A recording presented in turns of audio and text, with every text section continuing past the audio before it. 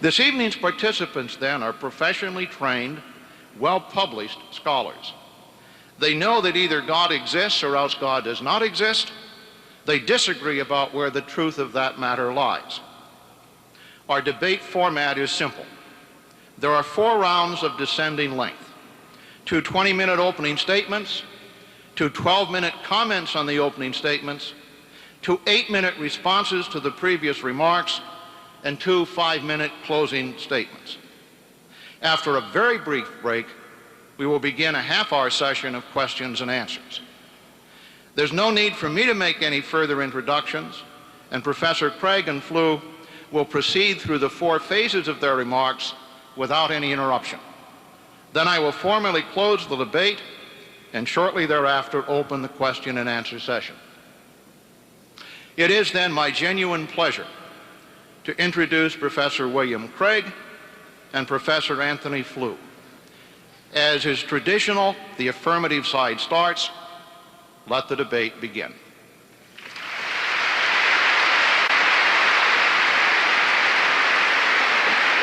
you know where the timekeeper is? Right in front. Good evening. I want to begin by expressing my thanks for the privilege of participating in this event on the 50th anniversary of the famous Copleston-Russell debate. And it's a special honor to be sharing the platform tonight with Professor Flew.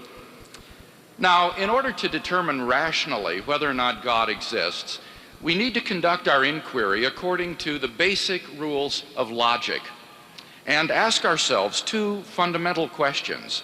Number 1, are there good reasons to think that God exists? And number 2, are there good reasons to think that he does not? Now, with respect to that second question, I'll leave it up to Dr. Flew to present the reasons why he thinks that God does not exist. But notice that although atheist philosophers have tried for centuries to disprove the existence of God, no one's ever been able to come up with a successful argument. So rather than attack straw men at this point, I'll just wait to hear Dr. Flew's answer to the following question. What good arguments are there to show that God does not exist? Let's look then at the first question. Are there good reasons to think that God exists? Tonight, I'm going to present 5 reasons why I think theism is more plausibly true than atheism. Whole books have been written on each of these, so I can only present here a brief sketch of each argument and then go into more detail as Dr. Flew responds to them. These reasons are independent of one another, and taken together, they constitute a powerful cumulative case for the existence of God. Number 1, then, the origin of the universe. Have you ever asked yourself where the universe came from? Why anything at all exists instead of just nothing? Typically, atheists have said that the universe is just eternal and uncaused. As Russell remarked to Copleston, the universe is just there, and that's all. But is that really all? If the universe never began to exist, then that means that the number of events in the past history of the universe is infinite. But mathematicians recognize that the existence of an actually infinite number of things leads to self-contradictions. For example, what is infinity minus infinity? Well, mathematically, you get self-contradictory answers. This shows that infinity is just an idea in your mind, not something that exists in reality. David Hilbert, perhaps the greatest mathematician of this century, states, "The infinite is nowhere to be found in reality. It neither exists in nature nor provides a legitimate basis for rational thought. The role that remains for the infinite to play is solely that of an idea." But that entails that since past events are not just ideas, but are real, the number of past events must be finite. Therefore, the series of past events can't go back forever. Rather, the universe must have begun to exist. This conclusion has been confirmed by remarkable discoveries in astronomy and astrophysics. The astrophysical evidence indicates that the universe began to exist in a great explosion called the Big Bang 15 billion years ago. Physical space and time were created in that event, as well as all the matter and energy in the universe. Therefore, as the Cambridge astronomer Fred Hoyle points out, the Big Bang theory requires the creation of the universe from nothing. This is because as you go back in time, you reach a point at which, in Hoyle's words, the universe was shrunk down to nothing at all. Thus, what the Big Bang model requires is that the universe began to exist and was created out of nothing. Now, this tends to be very awkward for the atheist. For as Anthony Kenny of Oxford University urges, a proponent of the Big Bang theory, at least if he is an atheist, must believe that the universe came from nothing and by nothing. But surely that doesn't make sense. Out of nothing, nothing comes. So why does the universe exist instead of just nothing? Where did it come from? There must have been a cause which brought the universe into being. We can summarize our argument thus far as follows. Premise 1, whatever begins to exist has a cause. 2, the universe began to exist. 3, therefore, the universe has a cause. Now, from the very nature of the case, as the cause of space and time, this cause must be an uncaused, timeless, changeless, and immaterial being of unimaginable power which created the universe. Moreover, I would argue it must also be personal. For how else could a timeless cause give rise to a temporal effect like the universe? If the cause were an impersonal set of necessary and sufficient conditions, then the cause could never exist without the effect. If the cause were timelessly present, then the effect would be timelessly present as well.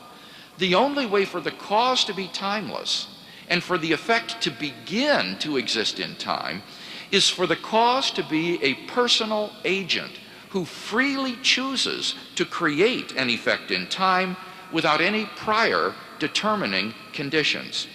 Thus, we are brought not merely to a transcendent cause of the universe, but to its personal creator. Isn't it incredible that the Big Bang theory thus confirms what the Christian theist has always believed, that in the beginning, God created the heavens and the earth? Now, I simply put it to you, which do you think makes more sense? That the theist is right, or that the universe just popped into being uncaused out of nothing? I at least don't have any trouble assessing these alternatives. Number 2, the complex order in the universe. During the last 30 years, scientists have discovered that the existence of intelligent life depends upon a delicate and complex balance of initial conditions simply given in the Big Bang itself. We now know that life-prohibiting universes are vastly more probable than any life-permitting universe like ours. How much more probable? Well, the answer is that the chances that the universe should be life-permitting are so infinitesimal as to be incomprehensible and incalculable.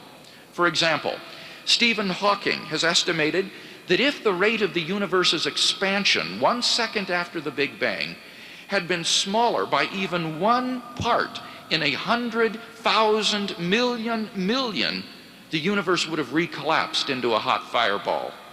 P.C.W. Davies has calculated that the odds against the initial conditions being suitable for later star formation, without which planets could not exist, is 1 followed by 1,000 billion zeros, at least. Frank Tipler and John Barrow estimate that a change in the strength of gravity or of the weak force by only 1 part in 10 to the 100th power would have prevented a life-permitting universe. There are around 50 such quantities and constants present in the Big Bang which must be fine-tuned in this way if the universe is to permit life. And it's not just each quantity which must be finely tuned. Their ratios to one another must also be exquisitely fine-tuned. So improbability is multiplied by improbability until our minds are reeling in incomprehensible numbers. There is no physical reason why these constants and quantities possess the values they do. The one-time agnostic physicist Paul Davies comments, "Through my scientific work, I have come to believe more and more strongly that the physical universe is put together with an ingenuity so astonishing that I cannot accept it merely as a brute fact."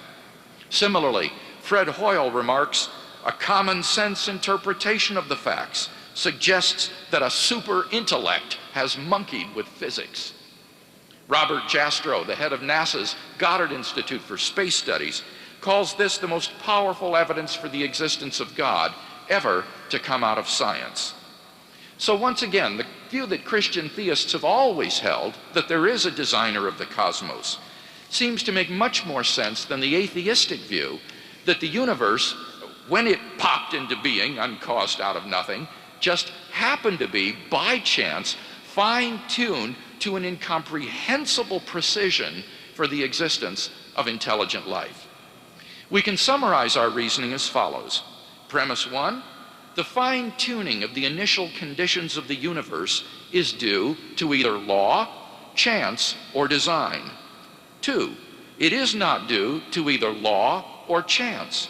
3, therefore, it is due to design.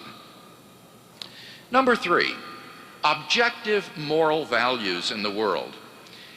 If God does not exist, then objective moral values do not exist. Many theists and atheists alike concur on this point. For example, Russell observed, "Ethics arises from the pressures of the community on the individual. Man does not always instinctively feel the desires which are useful to his herd.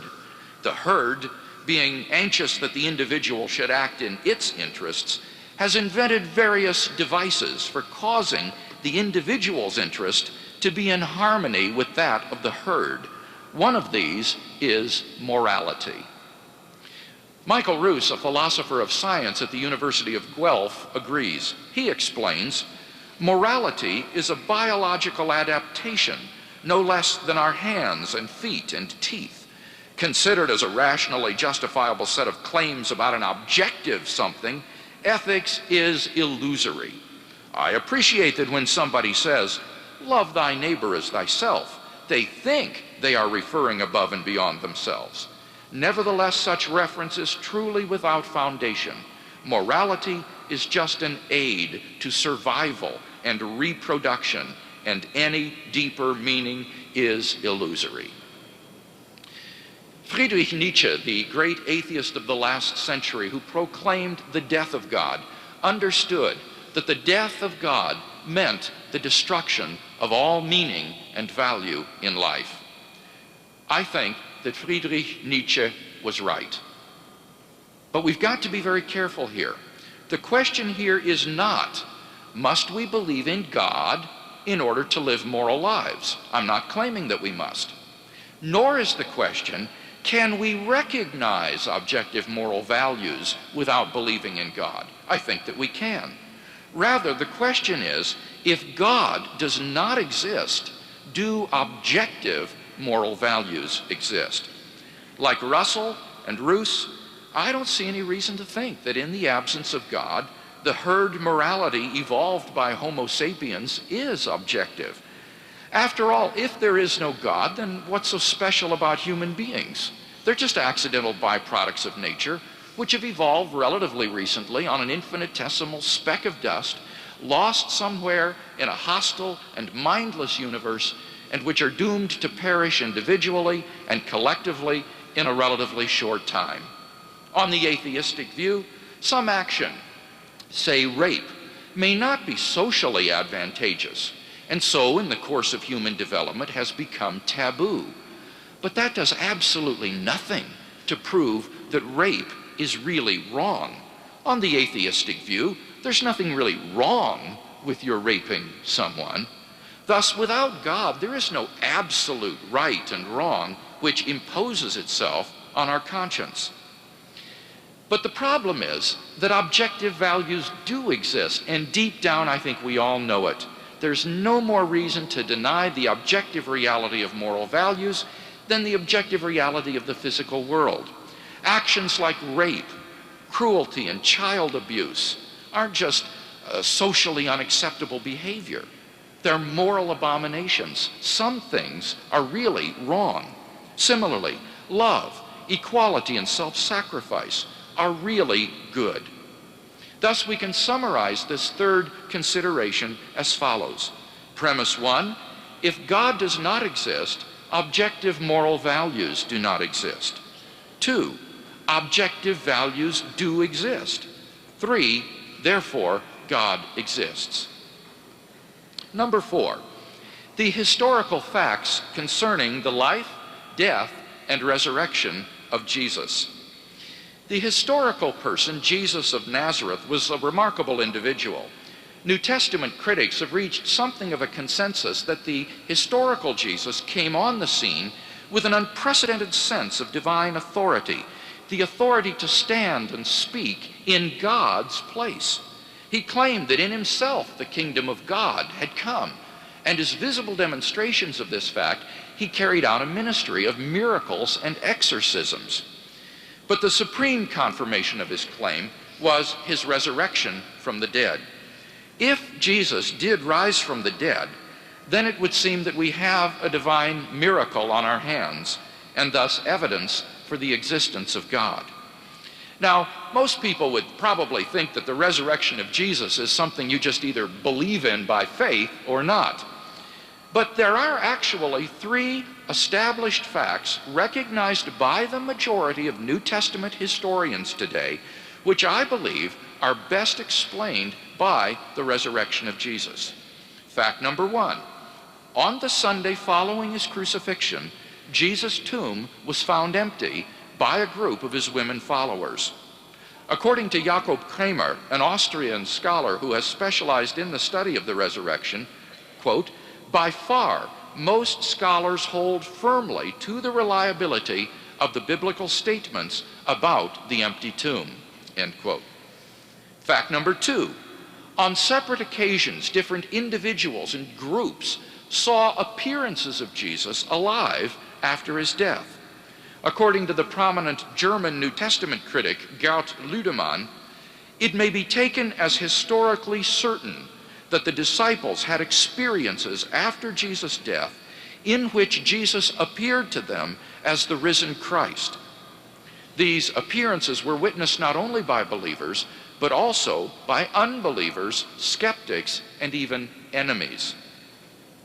Fact number 3, the original disciples suddenly came to believe in the resurrection of Jesus, despite their having every predisposition to the contrary. Jews had no belief in a dying, much less a rising Messiah, and Jewish beliefs about the afterlife precluded anyone's rising from the dead before the end of the world. Nevertheless, the original disciples suddenly came to believe in the resurrection of Jesus so strongly that they were willing to die for the truth of that belief. Luke Johnson, a New Testament scholar from Emory University, muses, some sort of powerful, transformative experience is required to generate the sort of movement earliest Christianity was.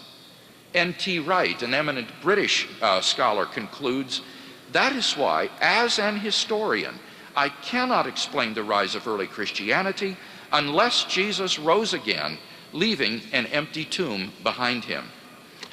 Attempts to explain away these 3 great facts, like the disciples stole the body or Jesus wasn't really dead, have been universally rejected by contemporary scholarship. The simple fact is that there just is no plausible, naturalistic explanation of these 3 facts.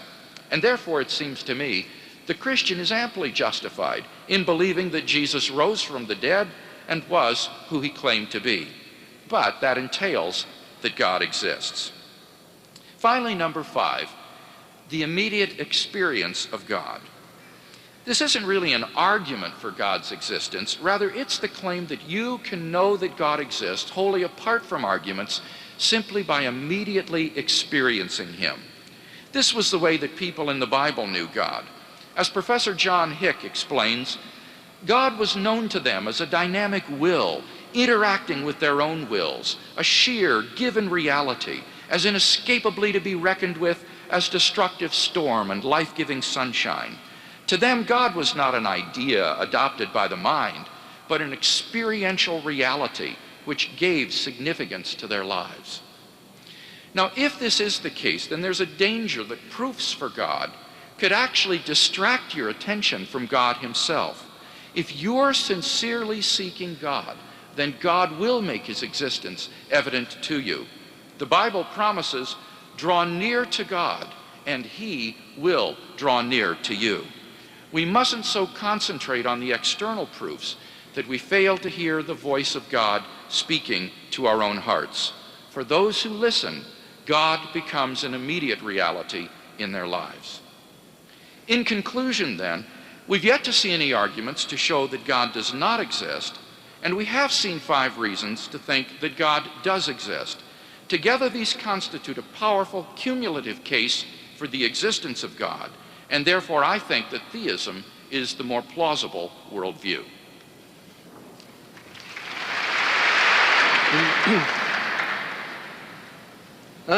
Well, I thought I was going to have to begin as Socrates ended, with an apology, because I thought I was going to have to explain that I wasn't going to try to show that there is no God.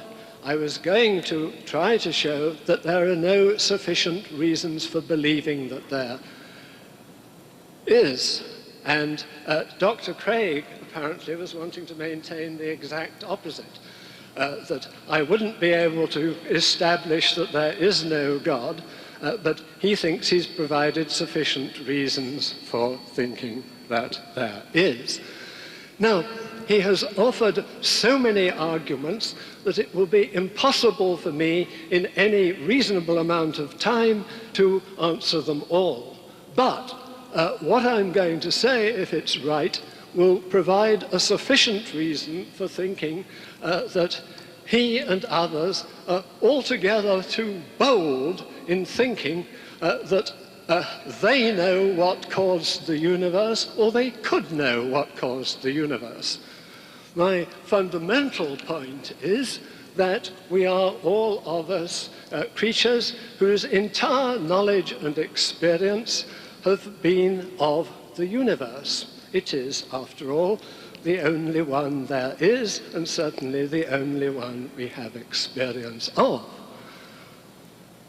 So, why should anyone think that they are able to provide an answer to the question? I take this business about whether God caused the Big Bang, or whether the universe just popped into existence like that.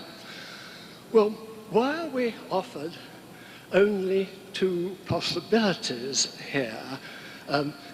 Why does anyone think that these are the only 2 possibilities of an answer? I think there are 2 things one needs to say about this. One concerns the ultimates of explanation. So let me try to make this point. Every explanation of why anything is the case is given an answer in terms of something else, some general or more general law, which at that stage is taken as a brute fact, the fact that explains other things. Now, this is surely of the nature of the case. You cannot have an end to all explanation that is anything other than a brute fact. Of course, some people find some sorts of brute fact satisfactory to them, and they think that's a good place to stop. But it doesn't mean that you're able to say it's absolutely wrong to stop at that point. So it seems to me that you can't rule out the possibility that our knowledge of the universe or our knowledge must stop with the Big Bang. That this itself is the ultimate fact. That if there's any first cause, it's somewhere at the beginning, you know, some microsecond away from the beginning. Because, after all, everything else in the universe is being explained now. Of course, the whole of cosmology may be different next year, but we're debating in Wisconsin tonight. So one has at least to entertain the possibility that it's not ridiculous popping in out of existence, out of nothing. You know, if someone was there beforehand watching it, they'd say, gosh, it started out of nothing. But, you know, we're just not in a position to answer the question. And the fact that one is unable to suggest a cause for the Big Bang, why should you think that anyone but a physicist is going to explain that? And if physics stops there, isn't that the end of human knowledge? Well, now let's consider the alternative. And perhaps it would be a good idea to begin with... Make him speak. Sorry, I'm confronted with an affliction which I've never been confronted with before. I keep getting a dry mouth. I'm sorry, I'm under considerable handicaps tonight. Yes. Let us actually produce a definition of God, the supposed explanation of everything. Right. This is the definition offered by Richard Swinburne, which is generally accepted as the standard definition within the English-speaking countries. A person without a body, i.e. a spirit present everywhere, the creator and sustainer of the universe, able to do everything, i.e. omnipotent, knowing all things, perfectly good, a source of moral obligation, immutable, eternal, a necessary being, holy and worthy of worship. Well, that's a lot of characteristics for this cause that some of the audience clearly think, got it, that's what it must have caused, the whole universe. Well, it's a lot of things. It would be perfectly possible that there should be a being that was omnipotent, omniscient, but wasn't particularly interested in human conduct. Of course, everyone thinking of creation is thinking of the first 2 chapters of Genesis. Well, the Creator God there created the whole universe in order to have some human beings created in his image. But why should we assume in this definition of God that he has this interest in human behavior, in morality and so on? And after all, if he was omnipotent and omniscient and wanted people to behave in a certain way, we don't know anything else about him. After all, I don't think we know anything about him. But if we, wouldn't you expect, if you were omnipotent, you'd expect results and expect people to do what? And shouldn't our presumption being looking at human behavior and wondering what omnipotence thinks about it, if we believed in omnipotence, as far as omnipotence is concerned, he's not interested in human behavior. This is, okay, I mean, why should one assume? Anyway, these are different things. people don't reckon. But you might well have an argument that might show there was existing a being with some of these characteristics without the others. The second thing I want to say is that these characteristics are at least compatible. But the God that I understand Dr. Craig believes in is one who is described as good and benevolent and so on, but also is described as a being who is expecting that the majority of the creatures he has created, he is going to torture forever. Well, if you think these characteristics are compatible with benevolence, if your absolute values think that torturing anyone at all, apart from forever, is okay, well, this is not my idea. I regard it as morally compulsive not to torture anyone at all. I regard this concept. I'm not saying this is a reason for not believing that the torturer runs the universe. I am saying that these two characteristics are incompatible. I think, actually, Dr. Craig at some time is a little anxious about these things. I have somewhere, yes.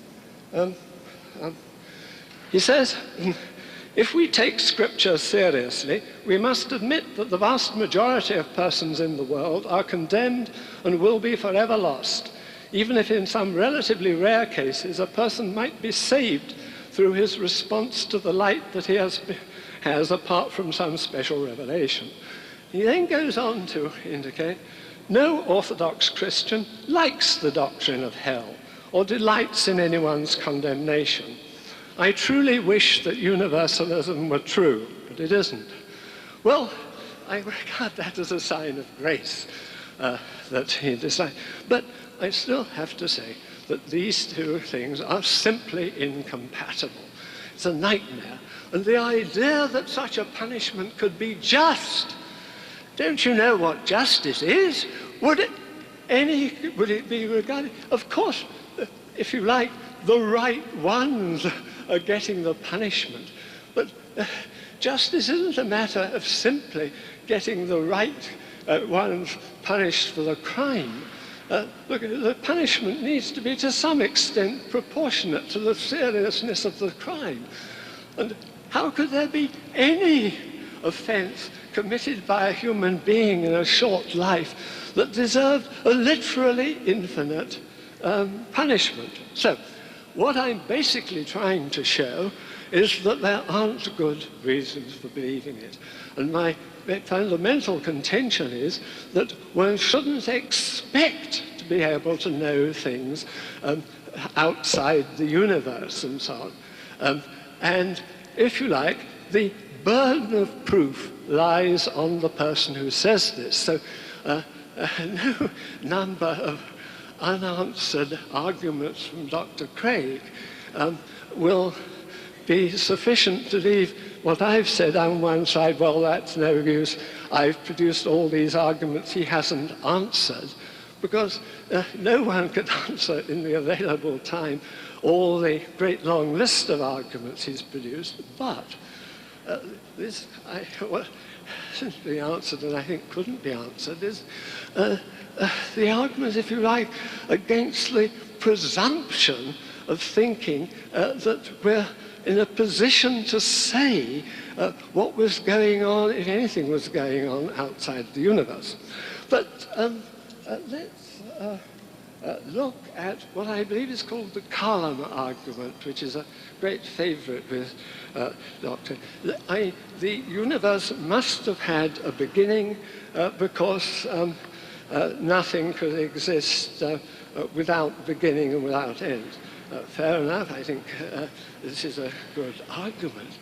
But this is supposed to be an argument for creation by a bodiless person, a notion I find very difficult to understand anyway. All the people I know are creatures of flesh and blood. But still, that it was created by a bodiless person who apparently was himself uncreated and eternal. Now, it seems to me that I don't doubt the universe had a beginning, because this is the present view of physical science, and it looks as if at least this part of the Big Bang theory is likely to be with us permanently, but there may be some further things added. But surely, if time had to have a beginning, how do we explain that beginning by saying, oh, well, the beginning was started off, the whole universe was created by a being, that being, yes, existed eternally. Well, if this argument about time if time couldn't have had a beginning, then how is it that, as it were, there's a funny sort of time of which, of course, none of us have ever had an experience, which, yes, of course, this never had a beginning and it will never have an end. You know, simply won't do. The argument that gets us to the creation is inconsistent with the desired explanation of it. So I think, again, we come back to a decent ignorance. I'm often thought to be a rather arrogant chap. How wrong people can be. But I've never believed that I could give you a sort of guidebook outside the universe. I'd be a bit hard-pressed to give you a guidebook to a fairly small area. But, you know, this idea that, we can, here's a group of rational chaps, and let's expect that they can all recognize an argument showing that this is how the universe began, and we know something about what must exist behind the universe. I don't think it will work at all, this thing. Then, what about this, my contention that an omnipotent being could perfectly well, if he wanted people to behave in a certain way, if this was the only thing that would content him, that they became his devoted and obedient children, well, why didn't he make them that way? You know, ordinary human parents would love their children to be obedient and virtuous and so on. Wouldn't we all who've been parents? And we're all, I suspect, and you may have done better than us, but we've been rather unsuccessful. They're terribly good people, but they're far from obedient and far from... See what I mean? Well, now, but granted the resources of omnipotence, I think I could manage this. But apparently, the God whom Dr. Craig is asking us to believe as the creator very much wants people to believe in a certain way. And he wants this so much that he's prepared to torture them forever for punishment for not obeying me. Well, it seems to me that anyone who knew that that was what this cosmic Saddam Hussein wanted would behave like the sensible subjects of Saddam Hussein. They'll say anything about his merits and goodness. Oh, yes. Well, wouldn't you if you were going to fall into the hands of his torturers? But omnipotence could avoid all this by simply making them creatures such that they would choose to obey him. How nice. This is an argument which I think may give Dr. Craig a little pause. Yes, what can we do briefly? Yes, about design. Everyone has heard of the argument to design, about how if we found a watch in the bush, we'd infer that this was the product of design and so on. But surely the reason why we infer that something was made by an intelligent being is not the complexity, it's simply that it is an artifact, obviously an artifact and not a natural phenomenon. The most complicated, sophisticated entities in the whole universe are entities of a sort of which I see about 3,000 around here. And they were not, at least within the universe itself, designed. They were, at least within the universe itself, we were, products of unconscious physical and mechanical forces. This argument for design within the universe, the argument from design outside the universe is another one. And I won't try in the remaining 30 seconds to deal with that one now. Another time, another argument.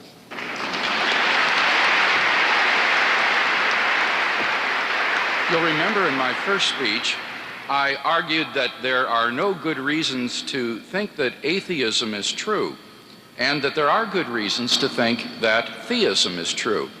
Now, I asked Dr. Flew to give us good arguments to show that God does not exist. As I listened to the first speech, I basically distilled 3 arguments that he offered. Number one is that if God is omnipotent, then why don't things turn out as God wills? It seems to me that the answer to that question is evident, namely, God's omnipotence does not mean that he can do things that are logically impossible, but it is logically impossible to make someone freely do something. Libertarian freedom entails freedom from causal restraints, and therefore, if we are truly free and God is willed to create free creatures, then he cannot guarantee how free creatures will choose. In other words, Dr. Flew's fallacy is thinking that because there are logically possible worlds in which everyone always does what God wants, that those worlds are feasible for God to create. But it may well be the case that any time God would try to create such a logically possible world, the creatures would freely go wrong and would not do what God wants. And even an omnipotent being cannot make someone freely do something. So I think the first argument is simply fallacious. Secondly, he argued that the doctrine of God's love and justice is incompatible with the doctrine of hell, particularly because the punishment is not proportionate to the crime. Well, let me say 2 things about that. First of all, this isn't the topic of the debate this evening. The subject of the debate is the existence of God. What this argument would show is that the doctrine of hell is false, not that God does not exist. But in fact, as a Christian theist who believes in the doctrine of hell, let me say something in defense of it anyway. Number one, this is related to the problem that we just mentioned a moment ago, namely, people freely separate themselves from God forever. It isn't that God sends people to hell. Rather, it's that people freely reject God's grace and forgiveness, and so they separate themselves from God forever. If eternal punishment were for finite sins in this life, then I agree it would be disproportionate. But the biblical view is that people of their own free will reject God and his forgiveness, and so they separate themselves from God forever. Second point I'd like to make is, if a person committed an infinite number of sins, then he would deserve eternal punishment. Now, no one obviously commits an infinite number of sins in this life, but what about in the afterlife? Insofar as the damned in hell continue to hate and reject God, they continue to sin, and thus they incur further punishment. And thus, in a real sense, hell is self-perpetuating rather. because the sinning goes on forever, the punishment goes on forever. Thirdly, I want to suggest that there may be, in fact, a sin of infinite gravity and proportion, which does merit eternal punishment.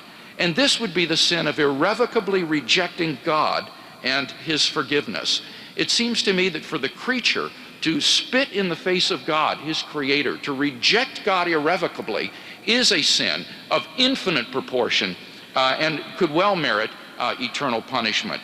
So even though this isn't the topic of the debate tonight, I think that no arguments have been given to show that the doctrine of hell is incompatible with God's love and justice. The biblical view is that God wants every single person to know him and his love and his salvation forever. And the only reason that will isn't fulfilled is because of human freedom. Now, the third argument that Dr. If we intersperse on either side applause throughout the midst of the debate, we will extend the debate to excessive time. Please, if you would, reserve applause for the breaks between the sections of the debate. Thank you.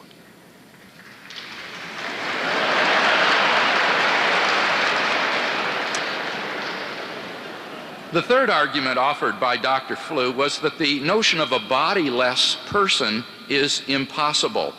But I have two responses to this. In the first place, notice that he gave no proof of this. He gave no argument. He just asserted it's impossible. I want to see a proof of that. Secondly, I would argue that we are acquainted with our own selves as immaterial persons.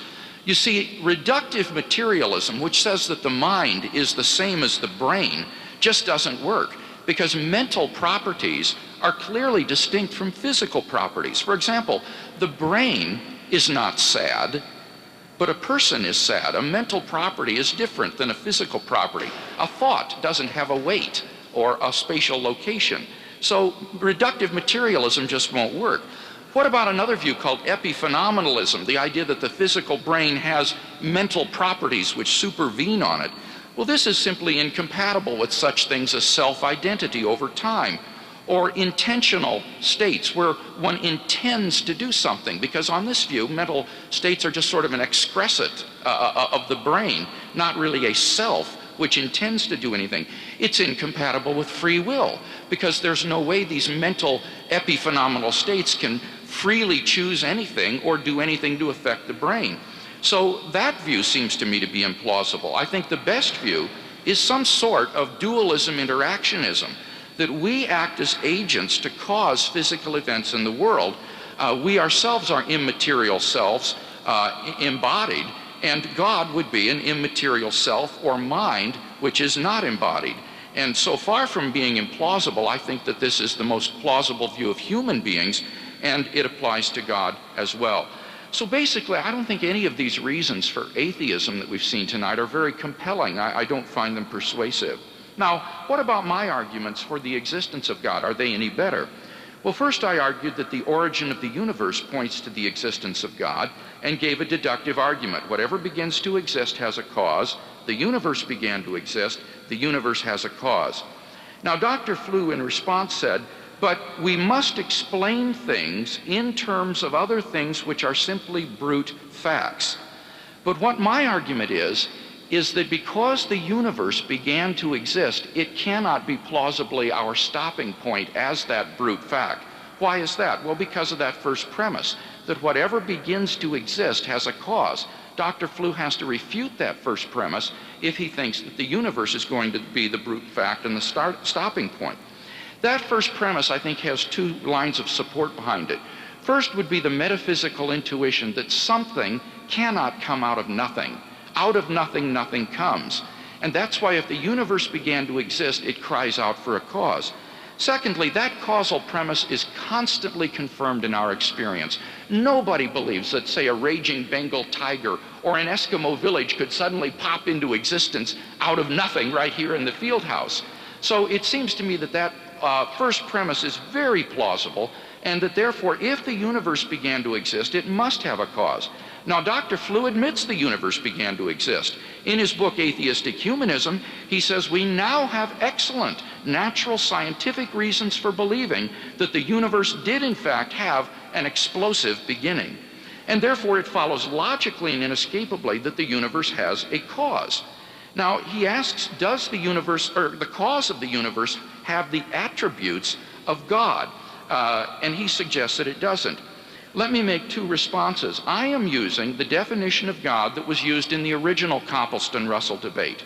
In that debate, Copleston proposed, by God, I quote, "we mean a supreme personal being distinct from the world and the creator of the world." And Russell responded, "I accept this definition. On that definition, I have given evidence for the existence of God." Secondly, remember I'm offering a cumulative case. The first argument gives us an immaterial, timeless, changeless, spaceless, beginningless, uncaused personal creator of the universe. The second argument gives us an intelligent designer of the universe. The third argument gives us a source of moral value in all goodness. The fourth argument gives us a God who is active in history in the person of Jesus. And the last one gives us a God who can be immediately known and experienced. And I think the cumulative force of these arguments does indeed give us many of the attributes of God. My second argument was based on the complex order of the universe. And here I argued that the fine-tuning of the initial conditions is due to either law, chance, or design. It's not due to law or chance, because these are initial conditions and they cannot be explained by scientific law. Paul Davies, in his book The Mind of God, says there is absolutely no evidence in favor of these conditions being necessary. He says even if the laws of physics were unique, it doesn't follow that the physical universe itself is unique. The laws must be augmented by cosmic initial conditions. There is nothing in present ideas about laws of initial conditions remotely to suggest that their consistency with the laws of physics would imply uniqueness. Far from it. It seems then that the physical universe does not have to be the way it is. It could have been otherwise. And I showed that in fact the universe is balancing on a razor's edge that cries out for some sort of explanation. It can't be from law. It can't be from chance, because the chances of this occurring are simply incomprehensible, and therefore the best explanation is design. Now, Dr. Flew says, but we don't infer design because of complexity. We infer design because something is an artifact. But of course, the question is, how do we recognize something as an artifact? Well, we do so by recognizing a specified improbability about that. For example, two archaeologists digging in the ground finding certain rocks shaped like arrowheads or other implements don't say, oh, look how the processes of sedimentation and metamorphosis have created these uncanny rocks. They immediately recognize the presence of design because of the improbability of that specified complexity. Or think of the search for extraterrestrial intelligence. If we were to receive from outer space a message of the first 100 prime numbers in sequence, we would instantly recognize that as the product of intelligent design, just like in the Contact movie. So that these specified probabilities are the way we detect design all the time in ordinary life and experience. And those very specified probabilities are present in the Big Bang itself. And thus, in the absence of an explanation by law or chance, it seems to me that the best explanation is design. I also gave an argument based on objective moral values. Remember, I showed that in the absence of God, everything becomes socio-culturally relative. Everything is relative. There is no absolute right and wrong, unless you have a transcendent vantage point to transcend socio-cultural relativism. Dr. Flew made no response to this argument at all. I also argued that the facts of the empty tomb, the appearances of Jesus, and the origin of the disciples' faith are best explained by the hypothesis of the resurrection of Jesus. I await any alternative naturalistic hypothesis which is more plausible than that. And finally, my immediate experience of God allows me to know that he exists. In the absence of good arguments for atheism, I see no reason to deny my immediate experience of God and my belief that he exists.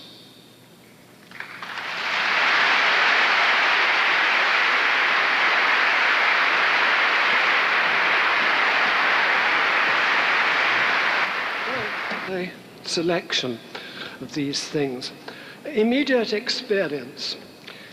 We need a distinction between two senses of that word experience.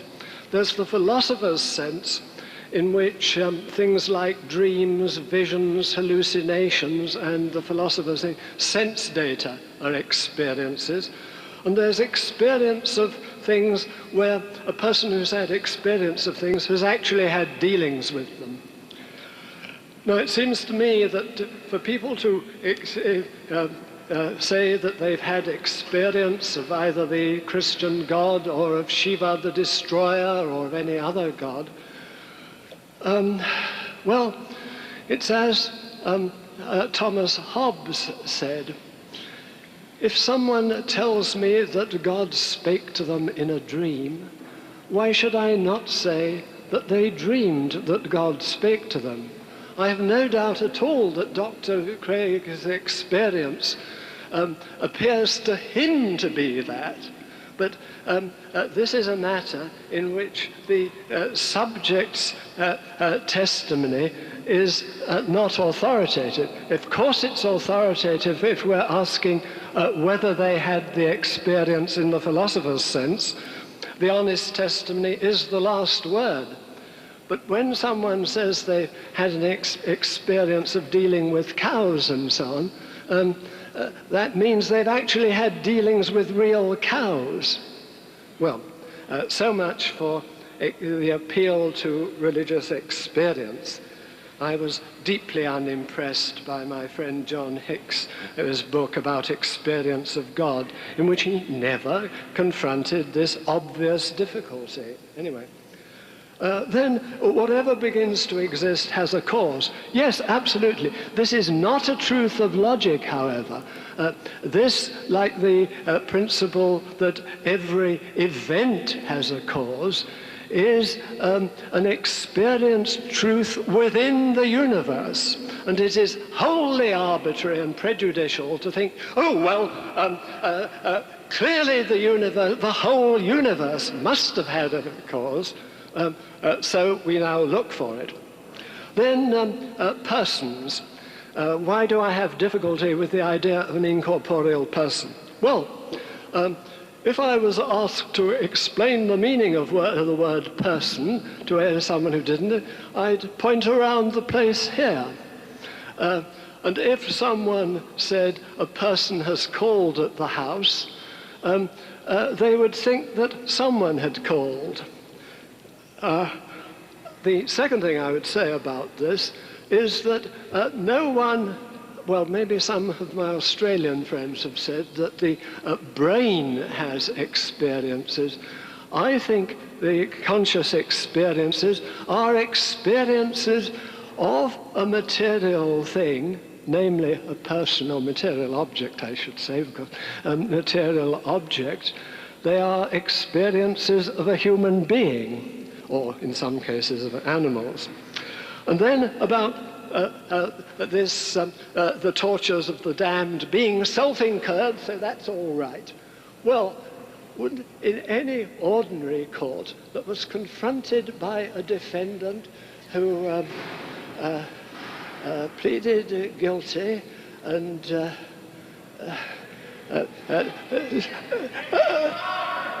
who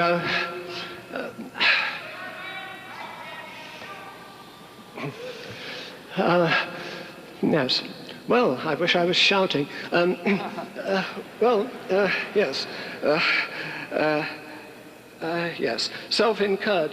Well, it seems to me that anyone who with his open eyes refused to do what an omnipotent being said, knowing that he was going to be tortured just not for a few days, like Saddam Hussein, the earthly Saddam Hussein's victims were, but forever, it would be prima facie evidence, and every American divorce lawyer would be in there pitching again to say that the balance of the man's mind is disturbed, and he couldn't have formulated, do the Americans use the phrase, mens rea? So back to the point, Dr. Craig thought that I was saying, well, It's a quote from him on another occasion. But so long as people are free, there's simply no guarantee that everyone in that world would be freely saved. Sure, God could force everyone to repent and be saved by overpowering their wills, but that would be a sort of divine rape, not their being freely saved. It is logically impossible to make someone do something freely. Yes, of course there is. But I didn't say that God should coerce people, force them to do it. I said that God, the omnipotent God, could be able to make people such that they would freely choose. Now, you may say, this is the doctrine of predestination. And of course, only Calvinists believe that. Not true. This view that it made perfectly good sense to say, and indeed it was the truth to say, that God guided the wills both of the saved and the damned is found in, for instance, Aquinas. I quote, I've got a lot of quotations here, but still we'll stick with one. God alone can move the will as an agent without doing violence to it. Some people, not understanding how God can cause a movement of our will in us without prejudicing the freedom of the will, have tried to explain authoritative texts wrongly. That is, they would say that God works in us, and to wish and to accomplish means that he causes in us the power of willing, but not in such a way that he makes us will this or that. These people are, of course, look you, opposed quite plainly by authoritative texts of Holy Writ. For it says in Isaiah, quote, Lord, you have worked all our work in us. Hence we received from God not only the power of willing, but its employment also. Calvin, of course, and Luther too, maintain substantially the same position. But to his great credit, we need to take special note of Luther's insistence that this total divine control abolishes none of the familiar humanly crucial differences. Thus, in his De Servo Arbitrio concerning the enslaved will, he wrote, quote, I did not say of compulsion. A man without the Spirit of God does not do evil against his will under pressure, as though he were taken by the scruff of his neck and dragged into it, like a thief or a footpad being dragged off against his will to punishment. But he does it spontaneously and voluntarily. Right? But again, to his credit, and unlike Aquinas, the reformer was appalled by the so pellucidly perceived implications. And his response was, the highest degree of faith is to believe he is just, though his own will makes us proper subjects for damnation, and seems, in the words of Erasmus, to delight in the torments of poor wretches, and to be a fitter object for hate than for love. If I could by any means understand how this same God can yet be merciful and just, there would be no need for faith. So, Luther addressed himself to the question, why then does he not alter these evil wills in which he moves? He addresses himself to precisely the question that I was raising. Understandably, if unsatisfactory, the person Erasmus who'd raised the question simply gets the answer, it is not for us to inquire into these mysteries, but to adore them. If flesh and blood take offense here and grumble, well, let them grumble. They will achieve nothing. Grumbling will not change God. And however many of the ungodly stumble and depart, the elect will remain. Had we pressed Luther further, he would undoubtedly have referred to a key passage from his favorite epistle, the Epistle to the Romans. Therefore hath he mercy upon whom he will have mercy, and whom he will he hardeneth. Thou wilt say unto me, why doth he yet find fault? For who hath resisted his will? Nay, but, O man, who art thou that repliest against God? Shall the thing formed say to him that formed it, Why hast thou made me thus? What if God, willing to show his wrath and to make his power known, endured with much long suffering the vessels of wrath fitted to destruction, and that he might make known the riches of his glory on the vessels of glory which he had before provided? Well, I think that will be a useful thing to have on the record in this discussion, lest we have any more of this suggestion that an omnipotent being could not. There's a logical inconsistency. It's an absurd idea that he could produce people to do exactly what he wanted to do, because here you have biblical authority, the authority of three of the great doctors of the church, Luther, Aquinas, and Calvin. Well, that's good enough to be going on with, I think. Yes. I think that's enough for one. Let me be a little brief for a change in one of these things. I think that's something to think about.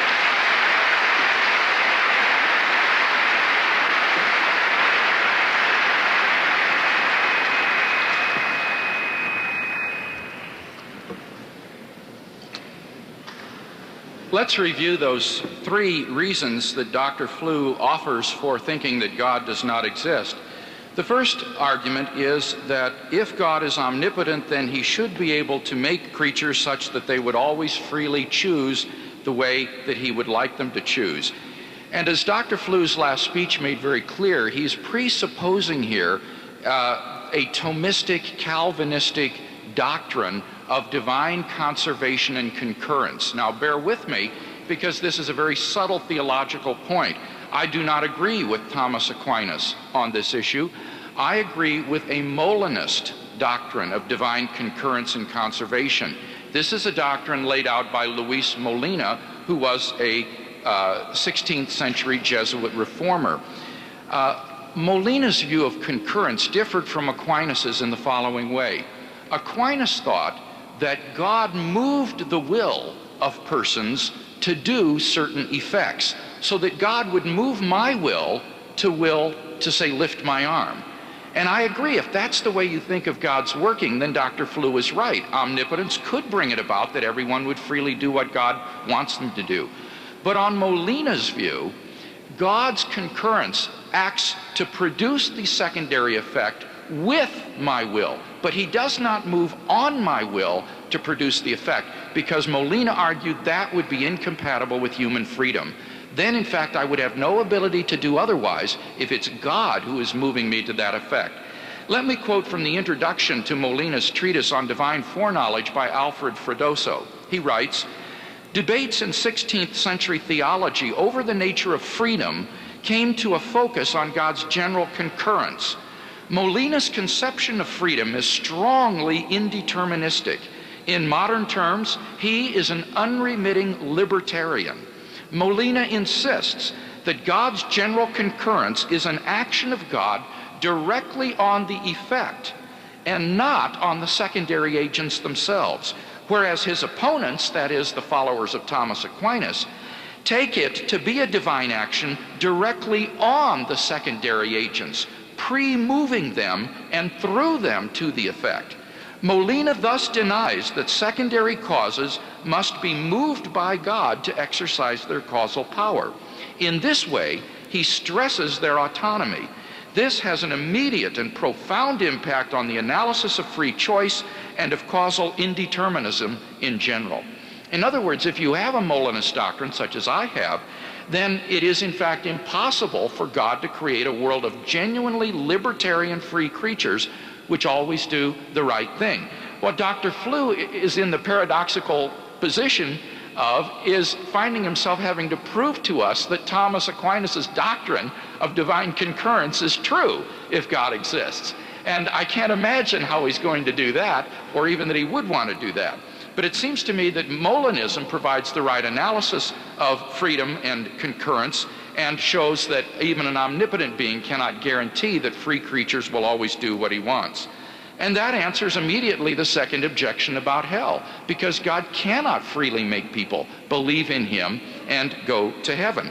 The Bible says that God is not willing that any should perish, but that all should reach repentance. It says his desire is that all persons should be saved and come to a knowledge of the truth. Those are direct quotations. The only reason universal salvation is not true is because of human free will. What about the third argument concerning the possibility of a bodiless person? Well, here I didn't really understand Dr. Flu's argument. He just simply said he takes our mental experiences to be the experiences of a material object. But he didn't answer my objections to epiphenomenalism. On that view, you cannot explain self-identity over time, you cannot explain intentionality, you cannot explain free will.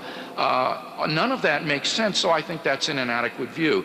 In any case, he's never shown that there cannot be an unembodied personal mind, and therefore I don't think he's shown that God cannot exist. So none of these arguments are very powerful against God's existence. Do we have reasons to think that God exists? Number one, the argument based on the origin of the universe. He grants the second premise that the universe began to exist. Therefore, the whole thing hinges on that first premise. Whatever begins to exist has a cause. And here Dr. Flu says, yes, absolutely. But he says this only operates within the universe. Well, I'd like to know why, without begging the question, he refuses to apply this to the universe as a whole. As I said, this is based on the metaphysical intuition that something can't come out of nothing. Does Dr. Flu really believe tonight, is this his alternative to theism, that the universe just popped into existence uncaused out of nothing? I find that incredible. And we see, as I say, all the time in our experience that this doesn't happen. Why shouldn't you suddenly dismiss that experience like a cab when you get to the universe and refuse to ask for the cause of the universe? So, given the plausibility of that premise, and look, I think it's clear it's more plausible than its negation, the conclusion follows that, therefore, a personal creator of the universe exists. Now, the rest of the arguments have still not been refuted. The argument from complex order in the universe was not addressed. The argument from objective moral values is one of the most important, and that hasn't been addressed. J.P. Moreland, who is a Christian philosopher, underlines this point. He states, on an evolutionary secular scenario, human beings are nothing special. The universe came from a big bang. It evolved to us through a blind process of chance and necessity. There is nothing intrinsically valuable about human beings in terms of having moral, non-natural properties. The view that being human is special is guilty of speciesism, an unjustifiable bias toward one's own species. On the atheistic view, human beings are just animals, and animals don't have morality. When a lion kills a zebra, he doesn't murder it, he doesn't do anything evil, and that's all we are on the atheistic view. But I think it's evident that this is a patently inadequate view of ethics. Some things are really wrong, other things are really good. And if you agree with me about that, then you should agree that God exists as a transcendent anchor for those values. Finally, let me just say one thing about the life, death, and resurrection of Jesus. Dr. Flu had a debate a couple of years ago with someone on this, and it was published as the book, Did Jesus Rise from the Dead? In that, my doctoral father, Wolfhard Pallenberg, wrote a response to this debate, and this is what he said. He said, Flu argues that there is simply not enough evidence to tell what really happened, but one expects that he should at least take notice of the evidence at hand, and that he should do so in detail, as well as by informing himself on the scholarly discussion of it.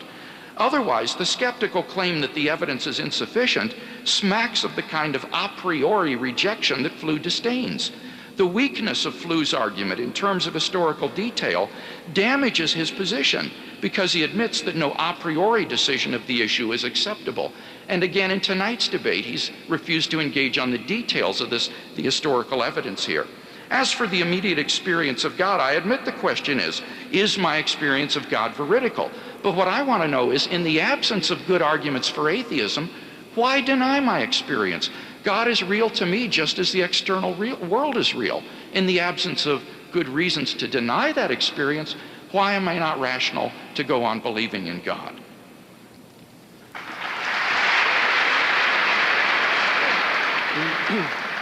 About human beings being merely animals. It is a fallacious form of argument to say that anything is merely this and nothing else. Of course, human beings are members of the animal kingdom, but that doesn't mean they don't have special characteristics, and characteristics of enormous importance and so on. So it's ridiculous to say that anyone who doesn't believe in God believes or should believe that human beings are merely bags of bone and something like that. For a start, there's an enormous importance between what's in a body bag and a living human being. It's the difference between life and death. You know, it's a dead body is not merely a body, it's a dead human body. It was something that was else before. It simply does not follow that because human beings are animals, they're merely animals, and so they've no importance, and you shouldn't think of their importance. You know, this just won't do at all. About the resurrection. Yes, I did say there was insufficient evidence to come to the desired positive conclusion. For heaven's sake, the evidence of this, sorry, perhaps I should have said something else.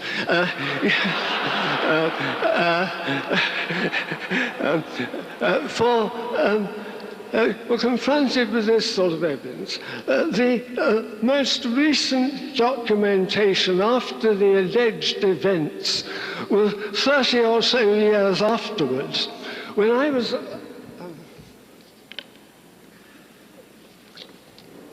an active member of the Society for Psychological Research. We would have had grave doubts about taking as an absolutely faithful record documents that were, say, a year or so later than the actual event. And what have we got by way of evidence? You know, again, if an omnipotent being was wanting to establish that it had become incarnate in a way that he would be sure that the maximum number of people would come to believe in this and accept what he wanted them to believe, wouldn't he have done this in a place where there were public records and so on? All whatever records the Romans had left in Jerusalem were destroyed after the suppression of the Jewish rising in 70 AD and so on. So my reason for saying there was insufficient evidence was simply that there was insufficient evidence. And my failure to accept the conclusion that the resurrection happened on the basis of historical evidence is simply the evidence is insufficient. After all, my whole argument is that the evidence for a desired conclusion is insufficient in this other case. Do you expect me to say, oh, but I'm perfectly prepared to say, indeed, I ought to say that if there's any evidence at all, it doesn't have to be sufficient, I ought to reach the conclusion.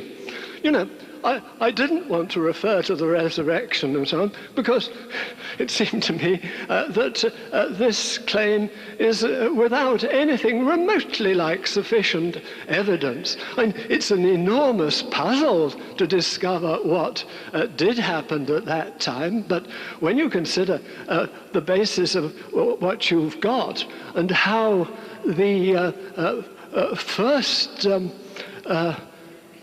first New Testament documents were Pauline epistles rather than the Gospels.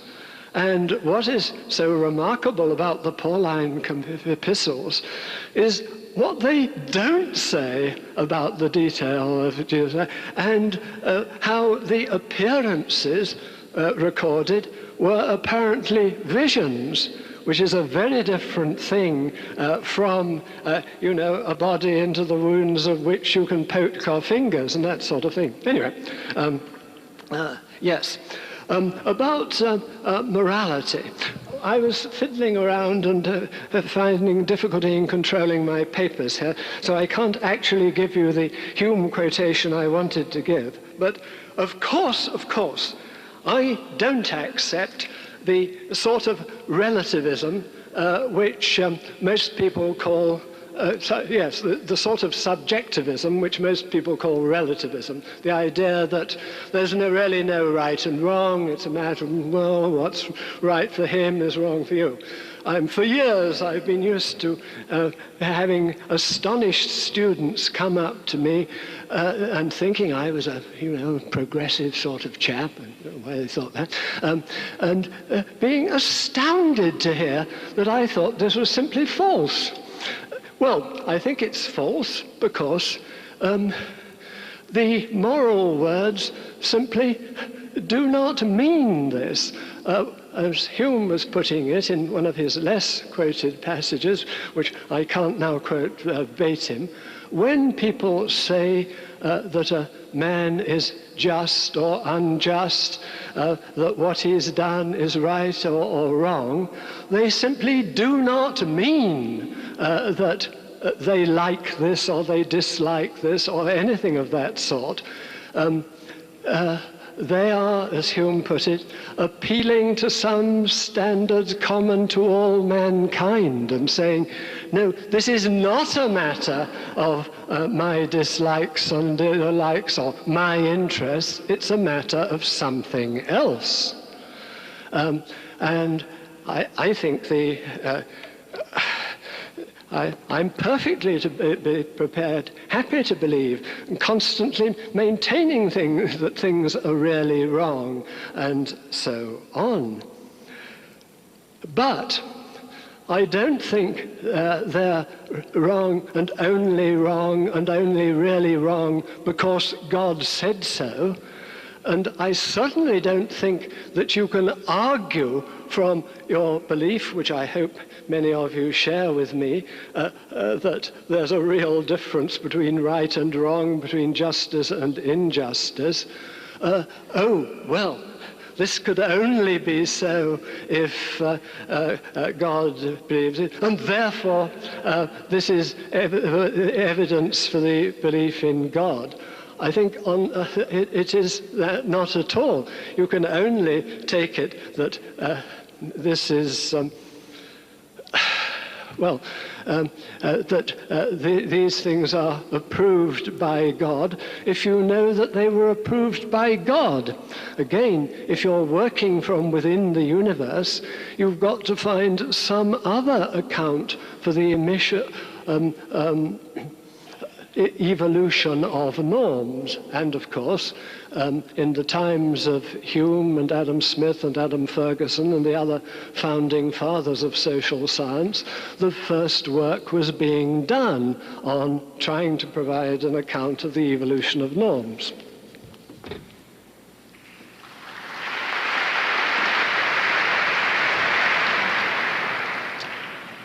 In my closing statement, I'd like to draw together the threads in this debate and try to come to some conclusions.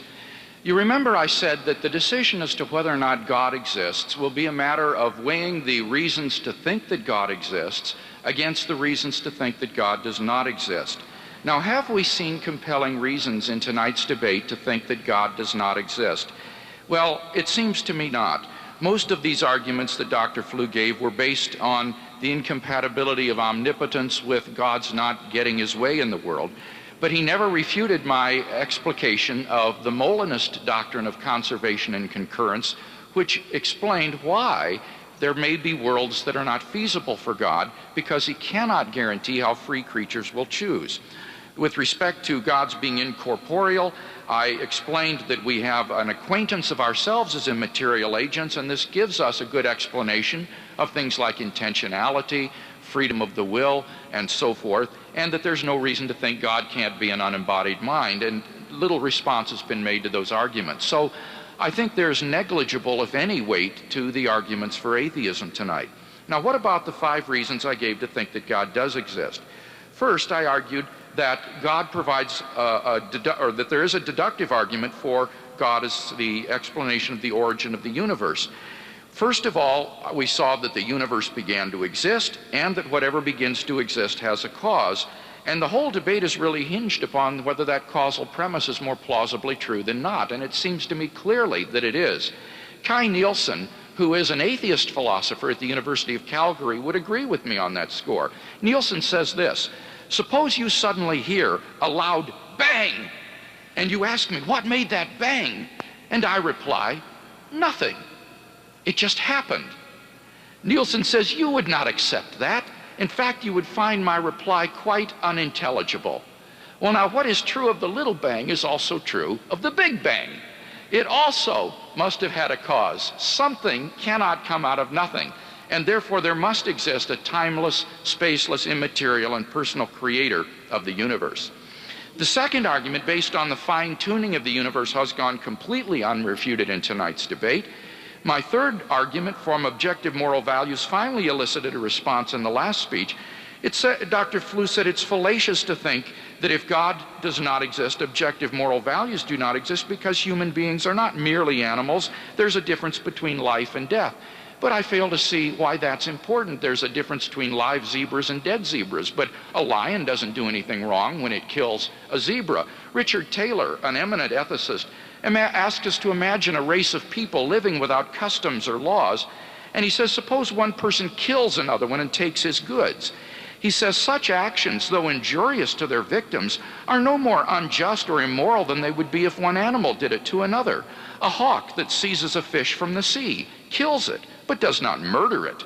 And another hawk that seizes the fish from the talons of the first takes it, but does not steal it, for none of these things is forbidden. And the same considerations apply to the people he is considering.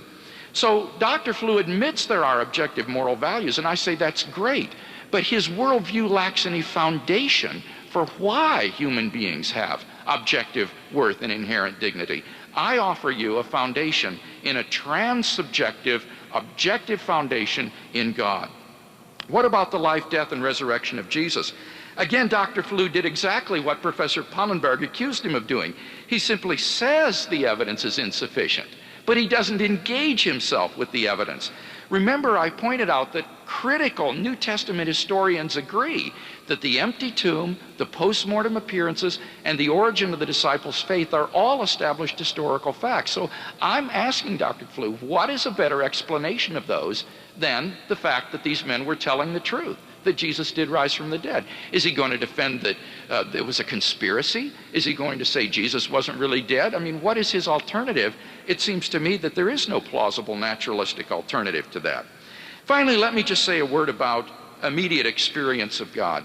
I myself wasn't raised in a Christian home or church-going family, but when I became a teenager, I began to ask the big questions in life. Why am I here? Where am I going? And as I read the New Testament for the first time, I was arrested by the person of Jesus. His words had the ring of truth about them, and there was an authenticity about his character that I couldn't deny. I finally, after a 6-month period of intense soul-searching, just came to the end of my rope and cried out to God.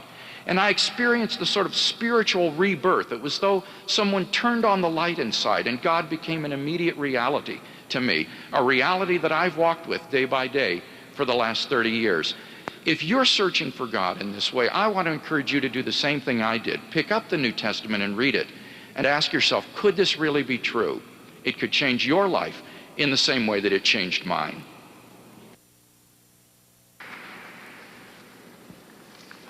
Well, that someone could believe the evidence for an empty tomb was sufficient. Evidence recorded years after the event by we know not whom, and so on. Oh no, hopeless. Then Kai Nielsen, having trouble with some of my old acquaintance here, he wants to make out that there's no difference between the little bang and the big bang. The whole difference is that the little bang occurs within the universe. The big bang is of the universe itself.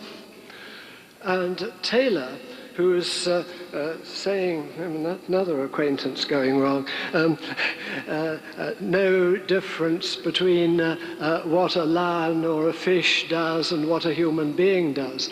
The difference is the difference between human beings and other animals.